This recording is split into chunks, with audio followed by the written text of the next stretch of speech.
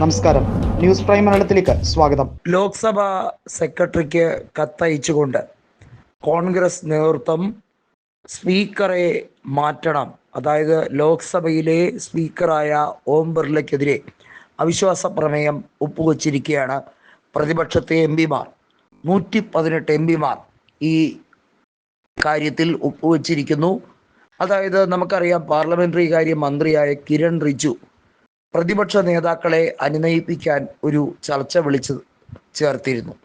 ഇതിൽ പ്രതിപക്ഷ നേതാവ് രാഹുൽ ഗാന്ധിയെ സംസാരിക്കാൻ അനുവദിക്കണം എന്നതായിരുന്നു പ്രതിപക്ഷം ഐക്യകണ്ഠേന ആവശ്യപ്പെട്ടത്. അതിൻ്റെ പശ്ചാത്തലത്തിൽ മുൻ കരസേനാ മേധാവിയായിരുന്ന മനോജ് മുകുന്ദ് നരവനെയുടെ പുസ്തകത്തിലെ ചില വരികൾ ഉദ്ധരിച്ചുകൊണ്ട് കേന്ദ്ര സർക്കാരിനെതിരെ രാഹുൽ ഗാന്ധി പ്രസംഗിക്കാൻ എഴുന്നേറ്റപ്പോൾ, ചില കാര്യങ്ങൾ വെളിപ്പെടുത്താൻ എഴുന്നേറ്റപ്പോൾ അദ്ദേഹത്തിൻ്റെ പ്രസംഗത്തെ തടസ്സപ്പെടുത്താൻ കിരൺ റിജിജു ശ്രമിച്ചു.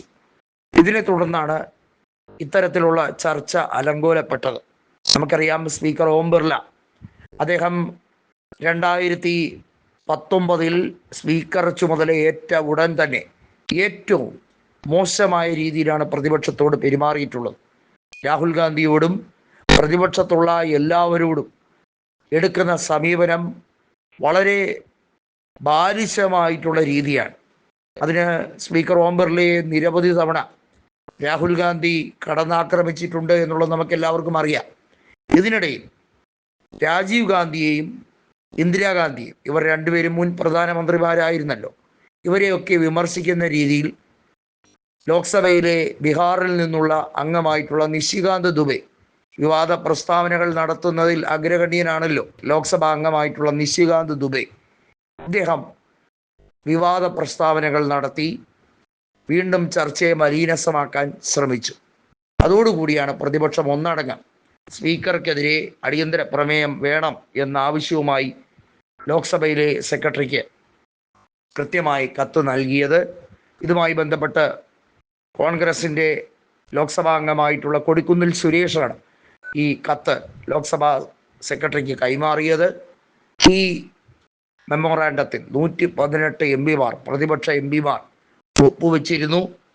ഇതിനകത്ത് പ്രധാനമായും ആവശ്യപ്പെട്ടിരിക്കുന്നത് ലോക്സഭാ സ്പീക്കറായ ഓം ബിർളയെ നീക്കം ചെയ്യണം എന്ന ആവശ്യമാണ് അവർ പ്രധാനമായും ഉന്നയിച്ചിരിക്കുന്നത്. അതിന് കാരണം ഇത്രയേ ഉള്ളൂ: നിരവധിയായ തവണ പ്രതിപക്ഷത്തിനെ സംസാരിക്കാൻ, അല്ലെങ്കിൽ പ്രതിപക്ഷ നേതാവിനെ സംസാരിക്കാൻ അദ്ദേഹം അനുവദിക്കാറില്ല.